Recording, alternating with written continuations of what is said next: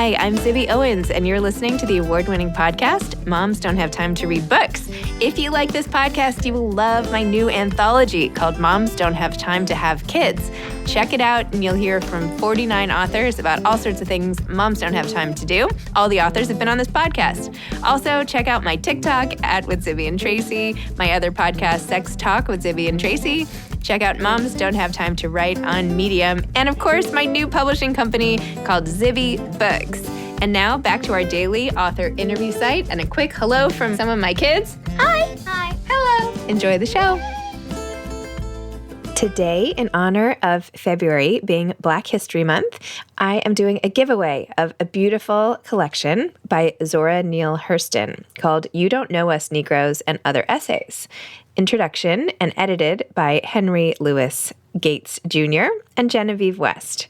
So if you haven't heard about this new re-release of Zora Neale Hurston's amazing, beautiful essays, you now have a chance to get your own copy of this absolutely gorgeous book that I have sitting next to me right now.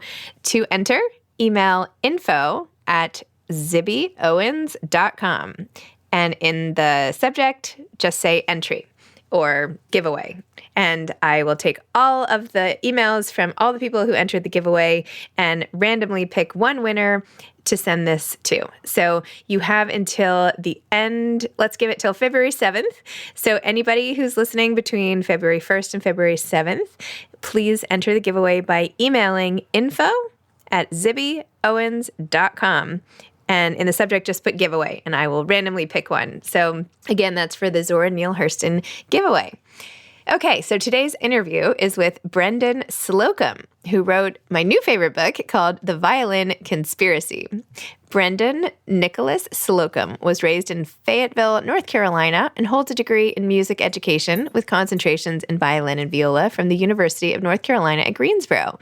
For more than 20 years, he has been a public and private school music educator and has performed with orchestras throughout Northern Virginia, Maryland, and Washington, D.C. He's currently working on his second novel. Again, it's called The Violin Conspiracy, and you'll see in my conversation with Brendan just how excited I am about it. Also, if you would like to watch us live, I am doing a Politics and Prose event with Brendan on Wednesday, February 9th. Again, that's Wednesday, February 9th at 6 p.m. Eastern Time at Politics and Prose. It'll be over Zoom, so just go to the Politics and Prose website and sign up. Welcome, Brendan. Thank you so much for coming on Moms Don't Have Time to Read Books to discuss The Violin Conspiracy, which is like my new favorite book. It's so good. Oh my gosh, bravo. Thank you so much. I really appreciate that. Thank you. It's just, I know I've already raved about this on Instagram, but it's just so good. It's so good. It's so good. And I love Ray. I love the whole story. I feel like I've learned so much about music and the whole music symphony world. I want to go to a symphony now. I never saw any of this coming. The whole thing, brilliant, just brilliant. Loved it. That is overwhelming praise, and I really, really appreciate it. Thank you so much. Okay, so back up. Why don't you tell listeners what The Violin Conspiracy is about and what inspired you to write it? Okay, I got this. Violin Conspiracy is the story of Ray, who is a young, poor kid growing up in rural North Carolina who discovers that his old family fiddle is actually a priceless Stradivarius violin. And this discovery catapults him into superstardom in the world of classical music. And right before the world's most prestigious classical music competition, the Tchaikovsky competition in Moscow, his violin is stolen. And he will do any and everything he can to get it back. Who took it? Will he get it back? Will he win the competition? Will he perform in the competition? You got to read it to find out. Wow. So exciting. And this comes from your own experience in part. Talk about your own relationship to the music world and all of that. Well, I am a classical violinist by trade. I started when I was 9 years old through a public school music program. So music is obviously very important to me. I say this, and I don't mean it as a cliche, but music really did save my life. I was, the neighborhoods that I grew up in and the kids that I would play with now, A lot of them are in prison or have been to prison or are unfortunately deceased because of activities that, not doing good stuff. And the world of music actually took me away from a lot of that because I would have probably been right there with them had it not been for, orchestra rehearsals or violin, having to practice or having to go to a concert or even a trip that we were taking because of music. It took me around the world. First time I ever went to New York was with an orchestra. I never would have had that opportunity. I spent several summers in Asia. Never thought I would go because of my music. And it's just been a lifesaver, growing up in that environment and having someone who believed that I had something that was worth cultivating. It just, it literally changed my life. And I had a slew of teachers who just encouraged me and pushed me and would not let me quit. And just, and this is the result. I'm here. I'm still here. So who is your Miss Janice? My Janice Stevens is Dr. Rochelle Vetter Huang. She's a teacher at Scripps College in California right now. And she is the woman who not only taught me how to play the violin, but she taught me how to teach. And I will be forever indebted to her to that and, for that. And she just, every opportunity I get to talk about her to my students, I do. And I feel like they know her better, just as well as I do, because I've talked about her so much. And everything I do, I try to make it a reflection on her because I'm so grateful to her for what she did for me. Oh my gosh, that is so amazing. I know. I thought one of the most poignant moments in the book was when Ray was a master class teacher and another young Black boy who had to rent the violin just as he had came in, and the other people were so rude and awful. And he was like, "You keep it up. Like, here's what you have to do." And that, you can see right there, like your own love of teaching and how right. Because then I just wanted Ray to keep teaching more people and like, who could Ray teach and what would happen then? So yeah. That was a real experience I had. A kid came in and the other judges had kind of written him off. And I was like, well, let's give him a chance. And I'm going to digress just for a moment. That giving people a chance without any, preconceived notions, that to me is so important. And that's something that I think we're really, really lacking nowadays. And I always try my best. I do the best I can not to judge anyone based on appearance. I will judge you based on, how we interact. You come in with a jacked up, beat up violin. That doesn't mean anything. It just means that you have a beat up violin. Doesn't know, it doesn't tell me how passionate you are about what it is you do or how much you really want to pursue this. So I'm going to give you the benefit of the doubt. This kid came in with a tape recorder. He really did. He came in and he played My Heart Will Go On. And I just sat back and I loved it. I absolutely loved it. And I'm like, his mom was there. She was almost in tears because he played so beautifully. And I was like, dude, don't ever stop. I said, you were better than me when I was your age. Do not stop. It is fantastic. And I can tell you love it. Just keep it up. What happened to that kid? Do you know? I have not been able to catch up with him, but I'm hoping that those words of encouragement stuck with him. I hope so. I hope it did. Well, maybe he'll be the next Ray or you or whatever. Maybe next me. That's not too hard. Did you have these experiences with the police yourself, or was this more like a cultural? Okay, well, you're okay. All right, you buckled up. You ready? Okay, here goes. I'm ready.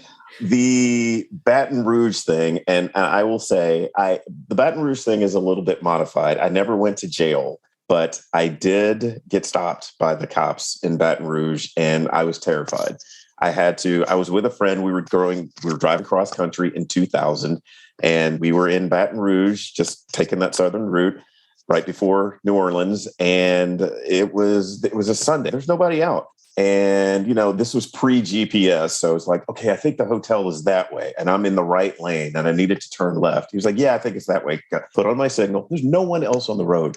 I turn. Lights and sirens. Like, what is going on? It's like, I knew it. My friend was like, what are you talking about? I was like, just here it goes. So I pull over into a closed convenience store, one that had light, and the officer is on his bullhorn shouting instructions to the driver. I am terrified. I have to get out with my hands up, reach into my back pocket very slowly, put my wallet on the ground, get on my knees face down, he had his gun drawn, and it was terrifying. And I said, I will never return to the city of Baton Rouge as long as I live, ever, because of that experience. It was terrifying.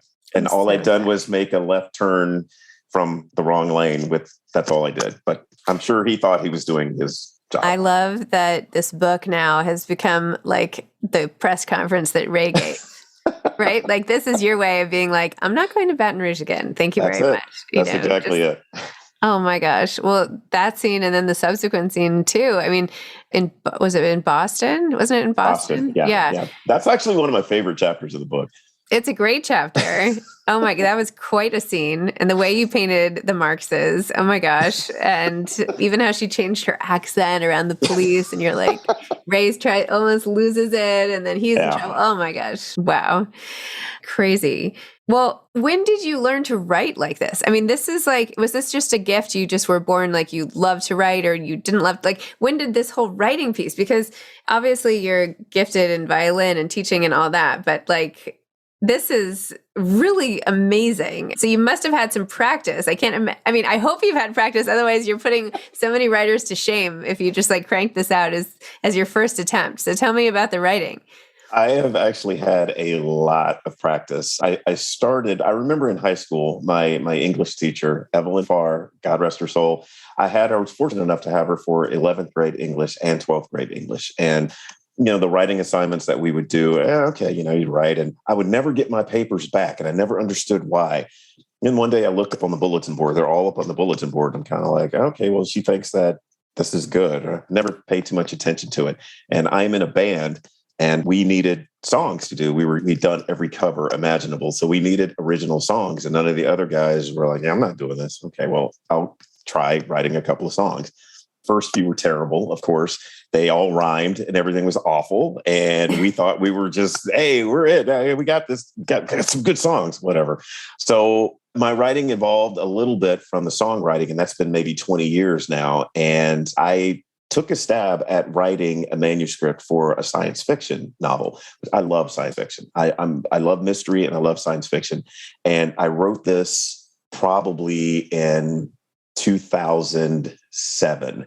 And I look back at it now, and it is embarrassing. It is horrible. The story is great, but it's just, it's all over the place. And I got some really good advice. Some good advice I got was to write what you know and write from the heart, honestly. It's like, okay, I can do that. And being a teacher, I was able to manipulate words to make anyone understand. Like I'm a music person. So all these musical terms, they make perfect sense to me. And like, So I asked people as I was writing, does this make sense to you? I'm completely clueless. I don't know what this is. So I would go back and modify. It's like, well, how about this? Oh, well, that makes sense. So I tried to tailor my writing to an audience that didn't know anything about what it is that I was talking about. I'm the expert. These people who are reading are the novices, and I want to bring them up to the level of expert with the writing that I did. And I just, I tried to manipulate it to where everyone could understand everything that was going on, and it was all from the heart. Wow. So then how long were you working on this particular one? You weren't working on this since the science fiction novel, right? Oh my gosh, no. I almost quit after that science fiction. Oh, it's terrible. I ever think about it, I just want to cringe. Most people's first novels are supposed to be terrible. I feel like people think because you spend so long writing a novel and you did it, that it's going to be good. But chances are it's not going to be good. And that's the way it's supposed to be. Well, I'm glad I am adhering to that principle because it was terrible. It was terrible. And I might go back and rewrite that one at some point. It really is a good story. But this one, it's funny. The summer of 2020, everybody was stuck at home, and we were all just kind of, twiddling our thumbs and wondering what we could do. And I started writing. I saw an advertisement for, selling books in the age of COVID. And I'm like, oh, okay, well, maybe I should give this I'm not doing anything. I'm sitting here gaining 15, 20 pounds, and I'll go and exercise, and then I'll come back and write. And I submitted, and my agent was like, yeah, this isn't great, but you have a good voice. You should try writing something that And I was like, okay, music.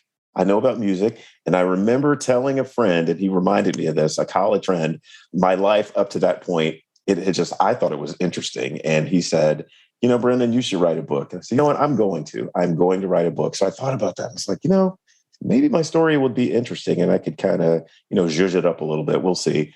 And Violin Conspiracy was written in 2.5 months. Oh my gosh. Yeah. It's all I had to do during the summer was write. So I wrote every day. Wow. I'm so impressed. Now I'm even more impressed.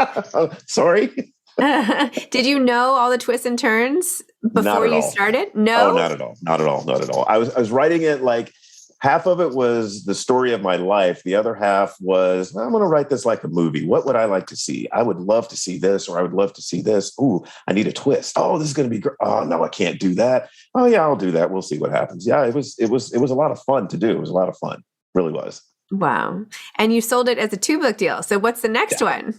The next book is called The Composer's Last Score. And it's a music-related book, but it's not what you think. It's a story. Well, I can just give a little bit of a detail because it's being reviewed right now.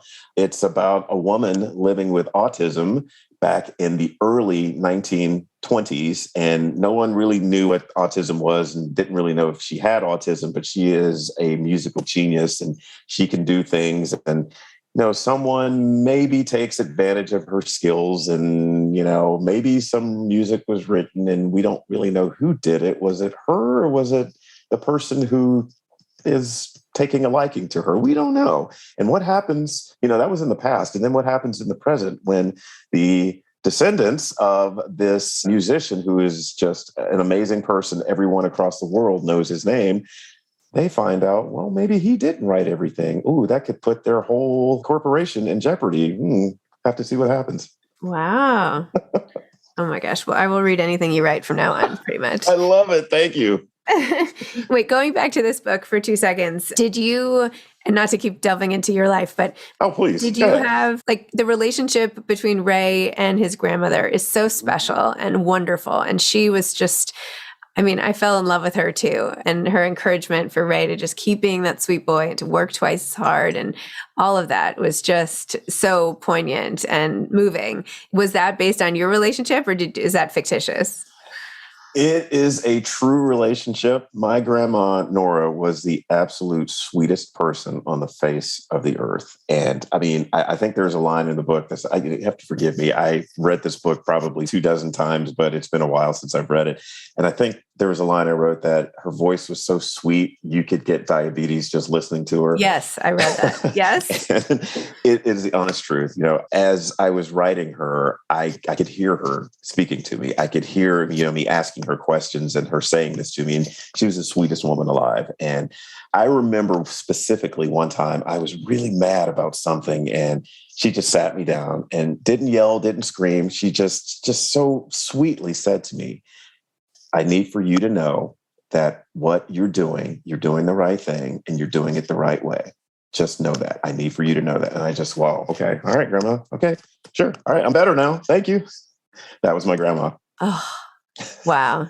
Well, if this is really her on the page, you're so lucky. And she seems like just such an amazing woman. Absolutely. And support. And oh my gosh, what a person. The question I had when I was reading this is, she seemed so amazing. How could the mom character then have turned out the way she did?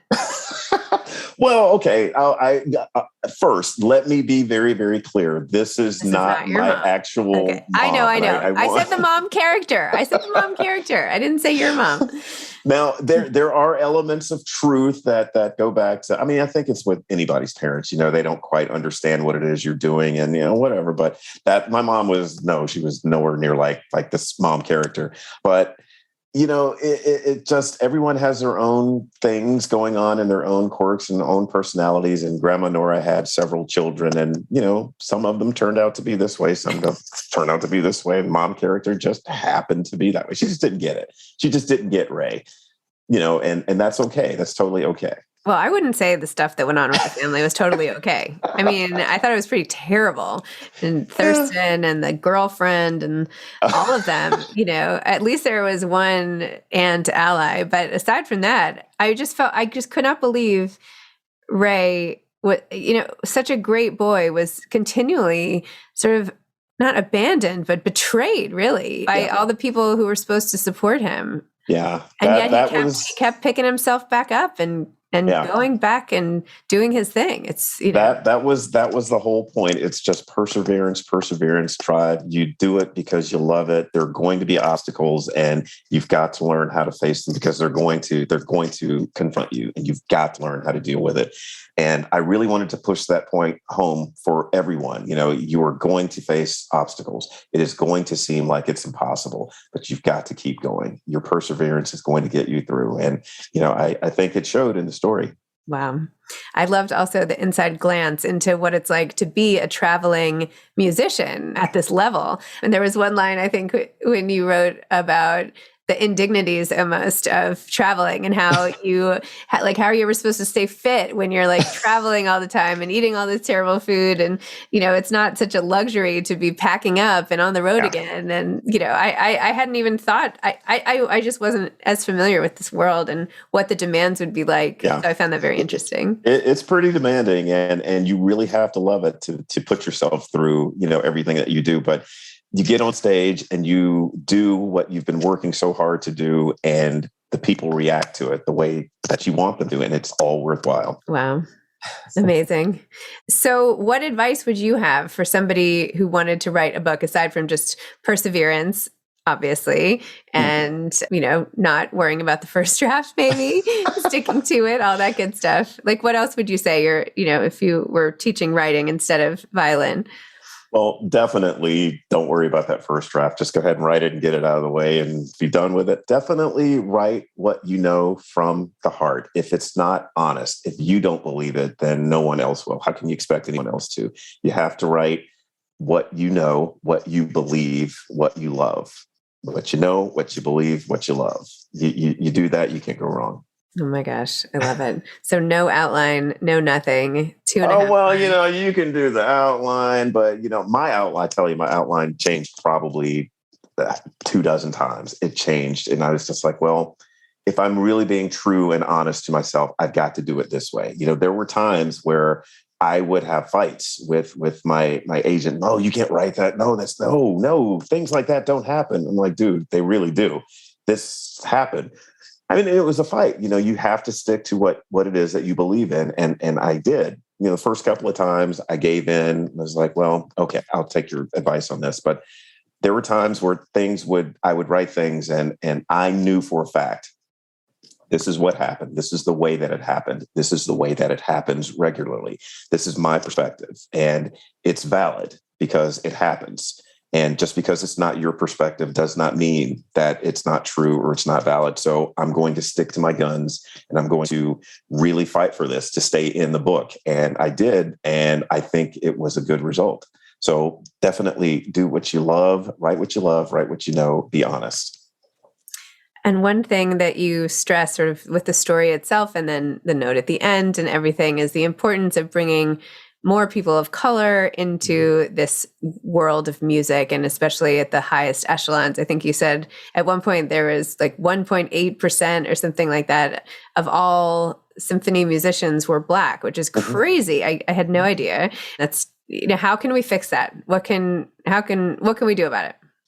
Wow. Woo. Okay, let me see. I'm glad I'm sitting down for that one. I actually had to go back and redo the stats on that, because I thought it was a little higher. My initial numbers were like 2.7.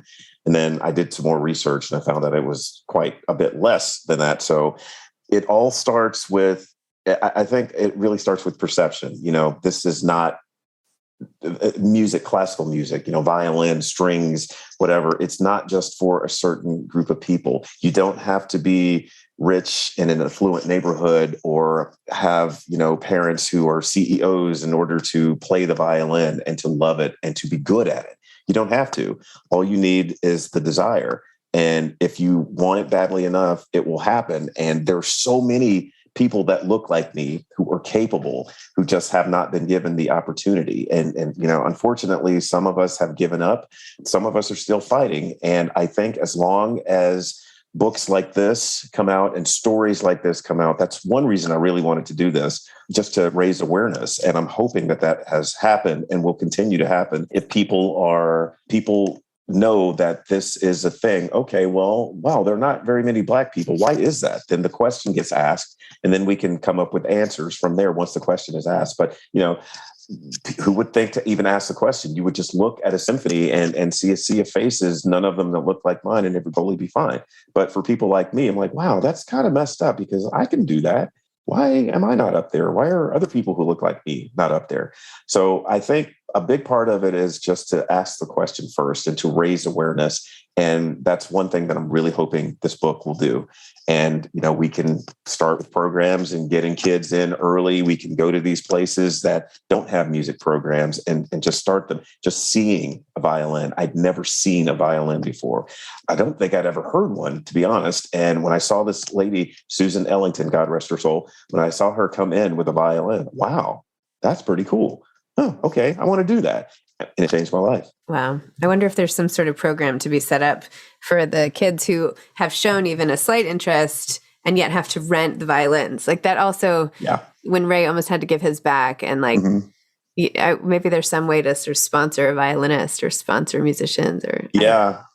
I mean, there's so many opportunities that I'm looking into and thinking about starting and working with people on, these programs. I say it, I don't say this lightly. They are life changing. They will save lives. Music really does save people's lives. I am a living example of it. A lot of my friends who are musicians now, we would have, there's no telling what we would have been doing, but I'm sure it wouldn't have been good if it weren't for our music programs. And I am a staunch advocate for it. Whenever I go and do a conducting gig or like do an all-state orchestra or a county orchestra or whatever, I always tell them how important it is to keep these programs going and encourage your kids. And you all are here at the concert listening to your kids. And that is tremendous. You have no idea the impact that will have, not only on them, but on the program. Write your principals, write the superintendents. Don't email, don't call, write them a letter. Let them know how important it is to you. Let them know that you want this to continue and to grow. Wow. Last thing, Ray says at the end about the violin that it's not necessarily the form of a Stradivarius that makes it so unique, that he believes that Stradivarius put some sort of spirit into each of these violins, that they're almost like living, breathing things. Mm-hmm. Just tell me a little bit about that, because that that really hit home. For Ray in particular, with his Stradivarius, I wanted to convey the feeling that it was truly a part of him and a part of his heritage. And his great-grandfather, Pop, Leon Marx, he just, I believe that his spirit embodied the instrument because of everything that he had to go through. When you read the chapter with Nora's letter, which was... Oh my gosh. To be honest, the first time I started reading it, I was like, I don't even know if I can keep reading this after the hand. I was like, oh my gosh. Yeah. But, it's so important, obviously, to know and to read and to remember and to acknowledge and all of that. But, and believe it or not, I actually toned that down. I toned it down a lot. Yeah, I toned it down a lot. I was just like, whoa, that was almost too much for me. I was like, oh, okay, I got to bring this back in a little bit. But where was I going? But didn't you write the letter? You wrote it first? I did. You mean you wrote it into extreme? You didn't actually find this letter, right? Oh, no. I wrote that. You wrote it. Okay. Yeah. You're saying. No, when I toned it down, like there was so much more graphic detail going on that I actually felt, well, my agent, when he looked at it, he's like, this is heavy. Like, yeah, it is, but it's true. Yeah. Wow. Wow. So I toned it down just a bit, and I was going somewhere with that. Yes. Leon's spirit was in the violin because of everything that he had to endure. And, as a people, Black people in general, we've had to endure a lot over the centuries. And, we've just got this perseverance within us. And I truly believed in the story that Leon's spirit was part of the violin, and passing that down to his daughter and his granddaughter, and then finally to his great-great-grandson. It really was a part of him. And I feel personally, your instrument, it really is personal. You can have a row of 15, 20 violins, and you would know exactly which one that you want to play. They would all be, priceless instruments, but there's that one that calls out to you. And as a musician, it might sound a little bit lame, but, it really is a part of you. My violin that I play on now, if it were missing or if it were stolen or whatever, it would be a part of me that was gone. It's just, you practice on this thing for hours and hours and hours and hours, and it becomes a part of you, and it lives with you. And I tried to, convey that in the story, and Ray's violin, he gets it. Ray totally gets that the violin is a part of him and a part of his heritage and a part of his family and part of the people that have all come for him. He totally gets it. Wow. Amazing. Amazing. I was going to say something else and now I lost it, but that's okay. I'm sorry. I'm just rambling. It's my fault. No. Anyway, I never do that. Lose my train of thought. Anyway, I got so caught up in it. Well, anyway, I think this book, I know what I was going to say. What I was going to say is that if you haven't planned to do any sort of events, or if you haven't met Jacqueline Woodson, she has a new children's book that I'm about to interview her for, I think tomorrow or this week or something, about sort of the power, particularly back in the day in slavery, of the mind to sort of take you out of your current thing, and the power of perseverance. And anyway, I feel like you two would have an interesting conversation. So someone should moderate that. So just put it on the docket, get in touch, or, I can Jacqueline hook up your Woodson. Jacqueline Woodson. See, I wrote it down. I can put your publicist in touch or something, but I feel like you two need to do an event together, because I would love to watch that conversation happen. So I want to watch this conversation. This is so awesome. I can't believe I'm talking to you. This is great. Oh, stop. No, really. Oh, wow. Okay, Brendan, thank you. This has been amazing. I'm like almost embarrassed by my gushing here, but your book is very special, and I really hope that I get to watch it just like fly up the charts, and it's just going to touch a lot of people's hearts and help people's lives. It's going to be great. I'm so excited about it. Just hearing you say that, that's plenty. If it does nothing, that's okay. Just hearing that someone liked it and got something from it, that's plenty for me. And thank you so much for your kind words. You're so welcome. Okay, keep writing. I want to read your next book. Okay. Wait for the third one. That's going to be, yeah? Can't wait. Okay. All right. I'm in. Contain myself. Okay. All right. Bye, thank you so much. Thank you. Bye-bye. Take care. Thanks for listening to this episode of Moms Don't Have Time to Read Books. Don't forget to follow me on Instagram at Zibby Owens and at Moms Don't Have Time to Read Books. Also sign up for my newsletter at zibbyowens.com and sign up for my virtual book club and meet lots of authors on Zoom every other week. Thanks so much to Steve and Ryan at Texture Sound for the sound editing. And thank you to Morning Moon Productions for providing this fantastic intro and outro music.